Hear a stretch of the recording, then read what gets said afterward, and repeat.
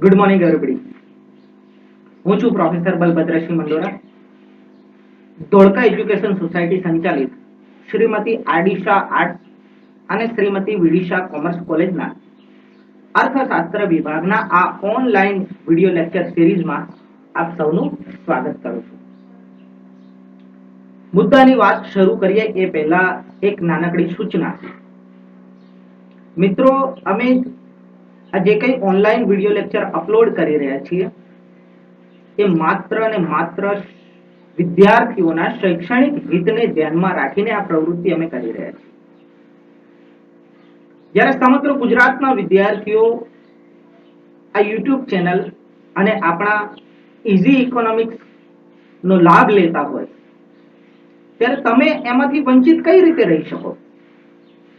આ જે પ્રયાસ છે એ પ્રયાસ અર્થશાસ્ત્રના જે સિદ્ધાંતો છે, જે ખ્યાલો છે, જે વિભાવનાઓ છે, એ વિભાવનાઓને સરળ રીતે અને ગુજરાતી ભાષામાં રજૂ કરવાનો જે પ્રયાસ અમે કરી રહ્યા છીએ એનો લાભ લેવા માટે અમારા આવનાર વિડીયોની નોટિફિકેશન મેળવવા માટે આ ચેનલને સબસ્ક્રાઇબ કરવાનું ન ભૂલો અને આ વિડીયોને અંત સુધી જુઓ. હવે વાત કરીએ મૂળ મુદ્દાની વાત.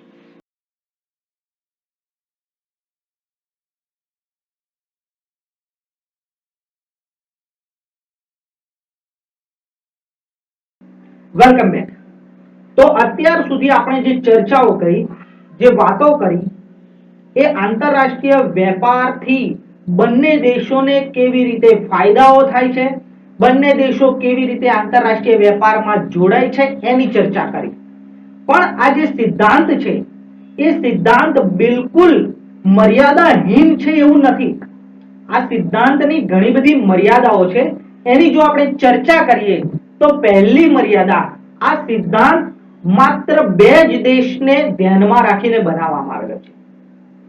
પરંતુ વિશ્વમાં ઘણા બધા દેશો છે અને ઘણા બધા દેશો ઘણા બધા અન્ય દેશો સાથે આંતરરાષ્ટ્રીય વેપારથી જોડાય છે. એની ચર્ચા આ સિદ્ધાંતમાં કરવામાં આવી નથી. માટે આ સિદ્ધાંતની સૌ પ્રથમ જો કોઈ મર્યાદા હોય તો એ છે માત્ર ને માત્ર બે જ દેશોની આ સિદ્ધાંતમાં ચર્ચા કરવામાં આવી છે. આ સિદ્ધાંતમાં માત્ર બે જ ચીજ વસ્તુ, એક્સ વસ્તુ અને વાય વસ્તુ, કાપડ અને શણ, આ બે જ વસ્તુની ચર્ચા કરવામાં આવેલી છે. પરંતુ વર્તમાન સમયમાં જો આપણે જોઈએ તો વિશ્વમાં ઘણી બધી ચીજ વસ્તુનું ઉત્પાદન થાય છે, ઘણી બધી ચીજ વસ્તુની આયાત થાય છે અને ઘણી બધી ચીજ વસ્તુની નિકાસ થાય છે, જેની આ સિદ્ધાંતમાં ક્યાંય ચર્ચા કરવામાં આવી નથી. માટે આ સિદ્ધાંતની બીજી સૌથી મોટી મર્યાદા બની શકે કે આ સિદ્ધાંતમાં માત્ર બે જ ચીજ વસ્તુને ધ્યાનમાં લેવામાં આવી છે. આ સિદ્ધાંતમાં માત્ર શ્રમ મૂલ્યને જ ધ્યાનમાં લેવામાં આવ્યું છે. ખરેખર ઉત્પાદન ખર્ચમાં માત્ર શ્રમ ખર્ચને જ ધ્યાનમાં લેવું એ યોગ્ય બાબત નથી. ઉત્પાદન ખર્ચમાં ઘણા બધા ખર્ચ છે. સ્થિર ખર્ચ, અસ્થિર ખર્ચ, મૂડી ખર્ચ, ઘસારા ખર્ચ, સરેરાશ ખર્ચ, સીમાંત ખર્ચ, આ બધા ખર્ચના ખ્યાલોને એક સાઈડ પર રાખીને માત્ર ને માત્ર શ્રમ ખર્ચને ધ્યાનમાં લેવું એ ક્યાં સુધી યોગ્ય ગણી શકાય એ સૌથી મોટો સવાલ છે આપણી સામે. વસ્તુની કિંમત ઉપર સૌથી વધારે અસર કરનારું જો કોઈ પરિબળ હોય તો તે છે વાહન વ્યવહાર ખર્ચ. ભારતમાંથી કોઈ પણ ચીજ વસ્તુ પાકિસ્તાનમાં મોકલવી હોય તો એના ઉપર જે પરિવહનનું જે ખર્ચ લાગે છે ખૂબ જ મોટા પ્રમાણમાં જ્યારે હોય ત્યારે વાહન વ્યવહાર ખર્ચને શૂન્ય ધારી લેવું એ કેટલે અંશે યોગ્ય ગણાય? આ સિદ્ધાંતમાં વાહન વ્યવહાર ખર્ચની અવગણના કરવામાં આવી છે, જે આ સિદ્ધાંતની જે મહત્વ છે એ મહત્વને ક્યાંક ને ક્યાંક ઓછું કરતું હોય, આ સિદ્ધાંતની મર્યાદા બનતું હોય એવું આપણે જોઈ શકીએ અને જણાવી શકીએ. સરખી પેદાશના નિયમની ધારણા કરવામાં આવી છે. આ સિદ્ધાંતમાં ઉત્પાદન સરખી પેદાશના નિયમ મુજબ થાય છે એવું ધારી લેવામાં આવ્યું છે. પરંતુ ખેતી ક્ષેત્રે ઘટતી પેદાશનો નિયમ લાગુ પડે છે, ઉદ્યોગ ક્ષેત્રે વધતી પેદાશનો અને લાંબે ગાળે તો અર્થશાસ્ત્રીઓ એવું કહે છે કે ઉદ્યોગ ક્ષેત્રે પણ ઘટતી પેદાશનો નિયમ લાગુ પડી શકે છે. તો અહીં માત્ર ને માત્ર સરખી પેદાશના નિયમને આધારે ઉત્પાદન થાય છે એવું ધારી લેવામાં આવ્યું છે. માટે આ સિદ્ધાંતની આ એક મર્યાદા છે એવું આપણે કહી શકીએ. મુક્ત વ્યાપારની અવાસ્તવિક ધારણા. આંતરરાષ્ટ્રીય વ્યાપાર એ કોઈ પણ પ્રકારના નિયંત્રણોથી મુક્ત ક્યારેય હોઈ શકે નહીં. કારણ કે એક દેશની નિકાસ એ બીજા દેશની આયાત બને છે. એક દેશની આયાત એ બીજા દેશની નિકાસ બને છે. અને આ જે આયાત અને નિકાસના જે આંકડાઓ છે એ જે તે દેશની લેણદેણની તુલા ઉપર ગંભીર અસરો પહોંચાડે છે. માટે આંતરરાષ્ટ્રીય જે વેપાર છે એ વેપારને ક્યારેય મુક્ત રાખવામાં આવતો નથી. એને ઘણા બધા નિયંત્રણોથી એને નિયંત્રિત કરવામાં આવે છે. આયાતો ઘટાડવાના ભાગ રૂપે આયાત પર ડ્યુટી લગાવવામાં આવે છે. આયાત પરવાના આપવામાં આવે છે. આવા ઘણા બધા પગલા છે કે જેને લીધે આંતરરાષ્ટ્રીય વેપારને બાંધવાનો પ્રયત્ન કરે છે. જ્યારે અહીંયા આંતરરાષ્ટ્રીય જે વેપાર છે એ મુક્ત છે એવી ધારણા કરવામાં આવી છે, જે વાસ્તવિકતા સાથે ક્યાંય સુસંગત હોય એવું આપણને દેખાતું નથી. વ્યાપાર ચક્રની અવગણના કરવામાં આવી છે. વ્યાપાર ચક્ર એટલે તેજી અને મંદી. આ સિદ્ધાંતમાં એવી ધારણા કરવામાં આવી છે કે અર્થતંત્ર તેજી અને મંદીના પરિબળોથી પર છે, મુક્ત છે. પરંતુ નિશ્ચિત સમયના અંતે દરેક દેશમાં વ્યાપાર ચક્રીય પરિવર્તનો આવતા જ હોય છે. એટલે કે દરેક દેશનું અર્થતંત્ર એ તેજી અને મંદીમાંથી એને પસાર થવું પડે છે, જેની આ સિદ્ધાંતમાં સદંતર અવગણના કરવામાં આવી છે. બીજી પણ ઘણી બધી મર્યાદાઓ છે, પરંતુ એ માટે એક નાનકડા બ્રેક પછી આપણે બીજી મર્યાદાઓની ચર્ચા કરીશું.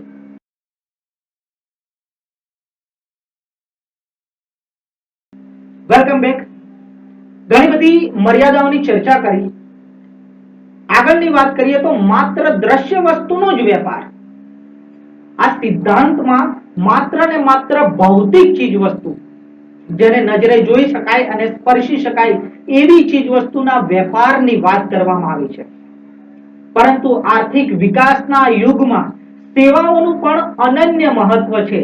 માટે સેવા ક્ષેત્રને પણ આપણે સાઈડ પર રાખી શકીએ નહીં. અત્યારે જેમ જેમ ભૌતિક ચીજ વસ્તુનો આંતરરાષ્ટ્રીય વેપાર થાય છે, તેમ તેમ સેવાઓનો પણ વેપાર થાય છે. વ્યક્તિઓની સેવા, ટેકનોલોજીકલ માહિતી અને જ્ઞાનની સેવાનો પણ વેપાર થાય છે, જેની આ સિદ્ધાંતમાં બિલકુલ અવગણના કરવામાં આવી છે, જે આ સિદ્ધાંતની સૌથી મોટી મર્યાદા સાબિત થઈ શકે એમ છે. પૂર્ણ રોજગારીની ધારણા. આ સિદ્ધાંત પૂર્ણ રોજગારીની ધારણાને સાથે લઈને ચાલે છે. પૂર્ણ રોજગારી એટલે શું? ઉત્પાદનના તમામ સાધનો જ્યારે કામે લાગેલા હોય તો તેને પૂર્ણ રોજગારીની પરિસ્થિતિ આપણે કહી શકીએ. પરંતુ એવું ક્યાંય આપણને જોવા મળતું નથી. અને કેન્સ નામના અર્થશાસ્ત્રીએ તો એમ કહ્યું છે કે અર્થતંત્ર અપૂર્ણ રોજગારીની પરિસ્થિતિએ પણ સમતુલા હોય, પૂર્ણ રોજગારી ક્યાંય આપણને દુનિયાના કોઈ પણ દેશમાં જોવા મળતી નથી. અલબત્ત અલ્પ વિકસિત દેશોમાં તો ઉત્પાદનના વણ વપરાયેલા સાધનો વિપુલ પ્રમાણમાં જોવા મળે છે. ત્યારે પૂર્ણ રોજગારીની ધારણાને સાથે રાખીને આ સિદ્ધાંતની ચર્ચા કરવી એ કેટલી વ્યાજબી ગણી શકાય એવું આપણી સમક્ષ એક બહુ મોટો પ્રશ્ન ઉભો થાય છે. એટલે પૂર્ણ રોજગારીની જે ધારણા છે એ ધારણા જ અવાસ્તવિક છે.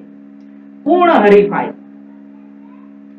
દુનિયાના કોઈ પણ દેશોમાં પૂર્ણ હરીફાઈ જોવા મળતી નથી. કારણ કે હરીફાઈના પ્રકારોની વાત કરીએ તો ઇજારો, ઇજારાયુક્ત હરીફાઈ, અલ્પ હસ્તક ઇજારો, પૂર્ણ હરીફાઈ, આ બધા જે હરીફાઈના પ્રકારો છે એમાં પૂર્ણ હરીફાઈ એ એક આદર્શ પરંતુ કાલ્પનિક પરિસ્થિતિ છે, જેને પામી શકાતી નથી. વર્તમાન સમયમાં હરીફાઈના જે પ્રકારો જોવા મળે છે દુનિયાના દેશોમાં, એ ક્યાંક ને ક્યાંક અલ્પ હસ્તક ઇજારો કે ઇજારાયુક્ત હરીફાઈ વાળું બજાર જોવા મળે છે, પરંતુ પૂર્ણ હરીફાઈ દુનિયાના કોઈ દેશમાં જોવા મળતી નથી, કારણ કે કાલ્પનિક વાતો છે જેની ધારણા તરીકે આ સિદ્ધાંતમાં એને સ્થાન આપવામાં આવ્યું છે, તે આ સિદ્ધાંતની ખરેખર એક મર્યાદા બની શકે છે. આગળની ચર્ચાઓ કરીએ તો ઉત્પાદન ખર્ચમાં તફાવત હોય છે, માટે આ સિદ્ધાંત મુજબ જેનું ઉત્પાદન ખર્ચ નીચું હોય એમાં વિશિષ્ટીકરણ કરવાની વાત કરવામાં આવી છે. આ સિદ્ધાંતમાં માત્ર એટલું જણાવવામાં આવ્યું છે કે ભારતને કાપડના ઉત્પાદનમાં ઉત્પાદન ખર્ચ ઓછું છે અને પાકિસ્તાનને શણના ઉત્પાદનમાં ઉત્પાદન ખર્ચ ઓછું છે, પણ આ ઉત્પાદન ખર્ચ કેમ ઓછું છે એની ક્યાંય ચર્ચા આ સિદ્ધાંતમાં કરવામાં આવી નથી. એટલે આ સિદ્ધાંત ઉત્પાદન ખર્ચના તફાવતને દર્શાવે છે, પરંતુ ઉત્પાદન ખર્ચના તફાવતના જે કારણો છે એ કારણોને સ્પષ્ટ કરવામાં આ સિદ્ધાંત ક્યાંક ને ક્યાંક પાછો પડે છે, ક્યાંક ને ક્યાંક મર્યાદા વાળો બને છે. આ સિદ્ધાંતમાં આંતરરાષ્ટ્રીય વેપારને કલ્યાણના દ્રષ્ટિબિંદુથી જોવામાં આવે છે કે ભાઈ ભારત આંતરરાષ્ટ્રીય વેપારથી પાકિસ્તાનથી જોડાય કે ન જોડાય કોઈ ફેર પડતો નથી, પરંતુ પાકિસ્તાનમાં શણનું ઉત્પાદન ખર્ચ નીચું છે, માટે પાકિસ્તાન શણનું ઉત્પાદન કરે અને ભારત કાપડના ઉત્પાદનમાં વિશિષ્ટીકરણ કરે. અહીંયા બીજા દેશનું કલ્યાણ થાય એ માટેની જે ભાવના છે એ ભાવનાનો સ્વીકાર કરવામાં આવે છે, પરંતુ વર્તમાન સમયમાં અને ખાસ કરીને વેપાર એ નફાના હેતુથી કરવામાં આવે છે, કલ્યાણના હેતુથી કરવામાં આવતો નથી. માટે આ સિદ્ધાંતમાં જે આર્થિક કલ્યાણની જે વાત કરી છે એ કલ્યાણ વેપાર સાથે સુસંગત નથી એવું આપણે કહી શકીએ. આ સિદ્ધાંત પુરવઠાલક્ષી સિદ્ધાંત છે. ભારતમાં આટલું ઉત્પાદન થશે, પાકિસ્તાનમાં આટલું ઉત્પાદન થશે, ભારત આટલી નિકાસ કરશે, પાકિસ્તાન આટલી નિકાસ કરશે, પણ પાકિસ્તાન જે વસ્તુની નિકાસ કરશે એની ભારતમાં માંગ કેટલી, ભારત જે વસ્તુની નિકાસ કરશે એની પાકિસ્તાનમાં માંગ કેટલી, એની ક્યાંય ચર્ચા કરવામાં આવી નથી. તો ખરેખર આ પ્રશિષ્ટ સિદ્ધાંત પુરવઠાલક્ષી સિદ્ધાંત છે. જે બી એમ કહ્યું હતું કે પુરવઠો સ્વયં તેની માંગનું સર્જન કરશે, પરંતુ કેન્સ નામના અર્થશાસ્ત્રીના આગમન પછી વાત ખોટી પડી અને કેન્સે કહ્યું કે પુરવઠો અગત્યનો નથી, માંગ અગત્યની છે. તેમાં અસરકારક માંગનો સિદ્ધાંત કેન્સે આપ્યો.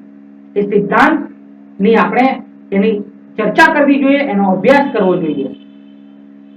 તો ખરેખર પુરવઠા કરતા માંગ વધારે મહત્વની છે, ગ્રાહકનું સાર્વભૌમત્વ વધારે મહત્વનું છે. ગ્રાહક જે વસ્તુની માંગ કરશે એનું જ ઉત્પાદન થશે. ગ્રાહક એ બજારનો રાજા છે, જેની આ સિદ્ધાંતમાં ક્યાંય ચર્ચા કરવામાં આવી નથી. આ સિદ્ધાંત માત્ર ને માત્ર કેવો છે? પુરવઠાલક્ષી સિદ્ધાંત છે. આ સિદ્ધાંતમાં ભારત કેટલું ઉત્પાદન કરશે અને પાકિસ્તાન કેટલું ઉત્પાદન કરશે, બંને એકબીજાની નિકાસો કરશે એની ચર્ચા કરવામાં આવી છે, પરંતુ કયા દરે આંતરરાષ્ટ્રીય જે વિનિમય દર છે એ વિનિમય દર કેવી રીતે નક્કી થશે એની ક્યાંય ચર્ચા કરવામાં આવી નથી. એટલે આ સિદ્ધાંત એ ઉત્પાદનની વાત કરે છે, નિકાસોની વાત કરે છે, પણ કયા દરે નિકાસ થશે, કયા દરે પાકિસ્તાન ભારતની ચીજવસ્તુને પ્રાપ્ત કરવા માટે સહમત હશે, કયા દરે ભારત એ પાકિસ્તાનની ચીજવસ્તુને પ્રાપ્ત કરવા માટે કે આયાત કરવા માટે સહમત હશે, એ દરની ક્યાંય ચર્ચા કરવામાં આવી નથી. આ સિદ્ધાંતમાં એવું ધારી લેવામાં આવ્યું છે ગ્રાહકની રુચિ, ટેવ, ફેશન વગેરે સ્થિર છે, એટલે જે પુરવઠો પહેલા ઉત્પન્ન થતો હતો અને ગ્રાહક એની માંગ કરતો હતો વર્ષો સુધી એ જ માંગ કરશે, પરંતુ એવું હોતું નથી. સમય બદલાય, સંજોગો બદલાય, આર્થિક પરિસ્થિતિ બદલાય, તેમ ગ્રાહકની રુચિ બદલાય, ટેવ બદલાય, ફેશન બદલાય અને એ રીતે ઉત્પાદનમાં પણ પરિવર્તન કરવું પડે છે, જેની આ સિદ્ધાંતમાં બિલકુલ અવગણના કરવામાં આવી છે. સંપૂર્ણ વિશિષ્ટીકરણ શક્ય નથી. ભારત કાપડના ઉત્પાદનમાં સંપૂર્ણ વિશિષ્ટીકરણ કરશે એટલે કે શણનું ઉત્પાદન સંપૂર્ણ બંધ કરી દેશે. પાકિસ્તાન શણના ઉત્પાદનમાં સંપૂર્ણ વિશિષ્ટીકરણ કરશે એટલે કાપડનું ઉત્પાદન સંપૂર્ણ બંધ કરી દેશે એવી આ સિદ્ધાંતમાં વાત કરવામાં આવી છે. પરંતુ વાસ્તવિક રીતે જોતા સંપૂર્ણ વિશિષ્ટીકરણ શક્ય નથી. ભારત શણનું તમામ ઉત્પાદન બંધ ન કરી શકે અને પાકિસ્તાન ઘર આંગણે કાપડનું તમામ ઉત્પાદન બંધ ન કરી શકે, કારણ કે જો આમ કરવામાં આવે તો બંને દેશો એકબીજાના પરાવલંબી બની જાય. આવું કેમ ન કરી શકે એના બીજા પણ કારણો છે. સંરક્ષણ કે વ્યૂહાત્મક કારણોસર તુલનાત્મક ખર્ચ ઊંચું હોય તો પણ તેનું ઉત્પાદન કરવામાં આવે છે.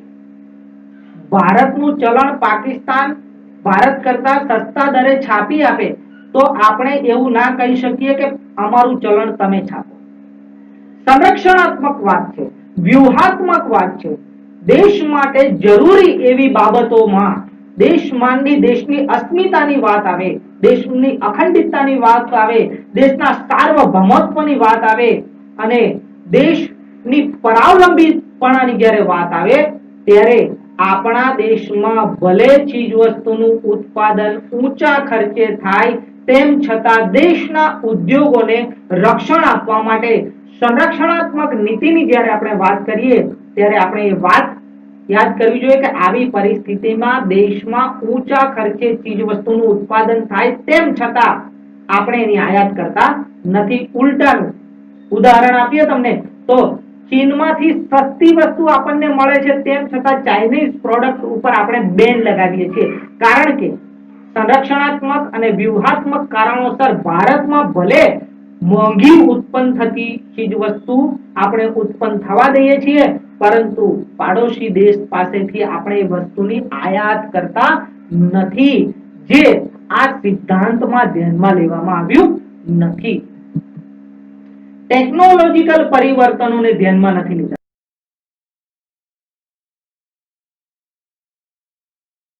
આ સિદ્ધાંતમાં ટેકનોલોજીકલ જે પરિબળો છે એ પરિબળોને ધ્યાનમાં લેવામાં આવ્યા નથી.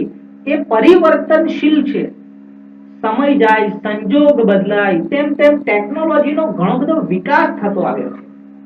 આપણે પહેલા વાત કરીએ કે પહેલા સંદેશો મોકલવો હોય આપણે તો કબૂતરના કે કોઈ બીજા પક્ષીના ગળે ચિઠ્ઠી બાંધીને મોકલતા હતા, પછી ઘોડે સવાર ચાલુ થયા, પછી ટપાલની શરૂઆત થઈ, ત્યારબાદ મોબાઈલ આવ્યા, text message, WhatsApp, Twitter, Facebook અને અત્યારે એક ક્લિક કરો તમારો સંદેશો વિશ્વના કોઈ પણ ખૂણામાં રહેલા કોઈ પણ માનવી પાસે પહોંચી જાય છે. તો આ ટેકનોલોજીકલ વિકાસનો જે યુગ છે એમાં ટેકનોલોજીકલ પરિવર્તનોનો કોઈ સિદ્ધાંત જો ધ્યાનમાં ન લે તો એ કેમ ચાલે?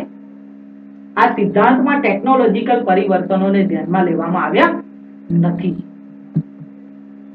આંતરરાષ્ટ્રીય વેપારથી લાભ થશે.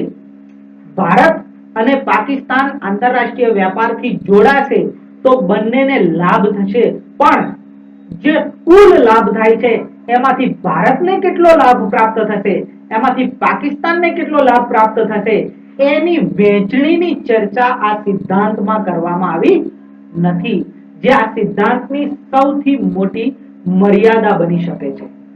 તો આ રીતે આંતરરાષ્ટ્રીય વેપારના જે સિદ્ધાંત છે એમાં જે એડમ સ્મિથનો નિરપેક્ષ ખર્ચ તફાવતનો સિદ્ધાંત છે, ડેવિડ રિકાર્ડોનો તુલનાત્મક ખર્ચ તફાવતનો સિદ્ધાંત છે, આ બંને સિદ્ધાંતોની આપણે બિલકુલ સરળ ભાષામાં એની ચર્ચા કરી છે અને આપ લોકો સુધી પહોંચાડવાનો પ્રયત્ન કર્યો છે. એની અનેક ઘણી મર્યાદાઓ છે, પરંતુ આ મર્યાદાને લીધે એવું ન કહી શકાય કે આ સિદ્ધાંત કોઈ પણ રીતે વ્યવહારુ રીતે ઉપયોગી નથી, એવું આપણે બિલકુલ કહી શકીએ નહીં.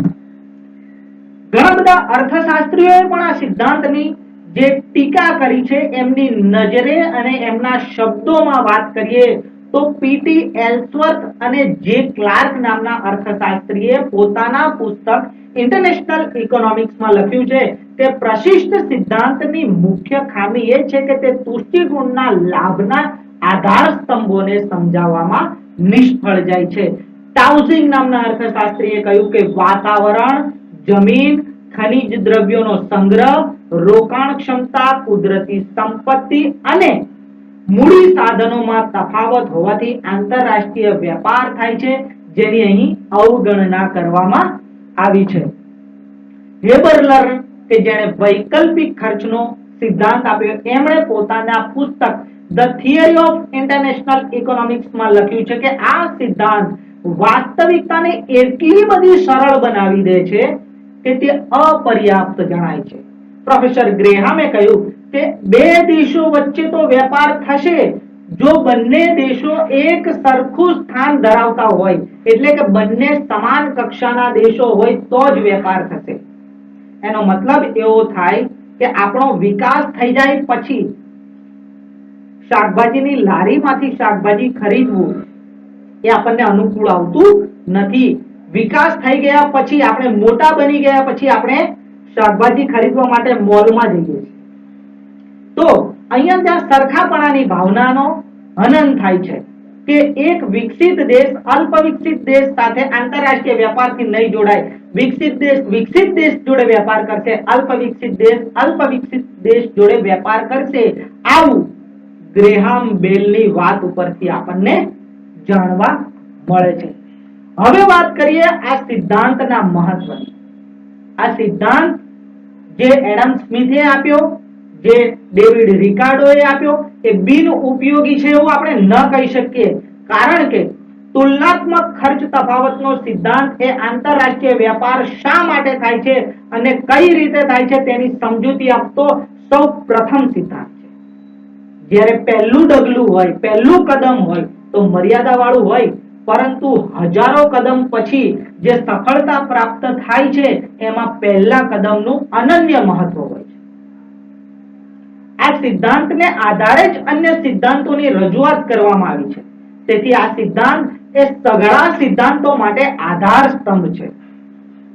સફળતાની ઇમારતમાં સૌથી વધારે મહત્વ પહેલી ચણતરની ઈંટનું હોય છે. માટે જ ઘરનું જ્યારે વાસ્તુ કરવામાં આવે છે ને એ પહેલા ઘરનું ખાતમુહૂર્ત કરવામાં આવે છે.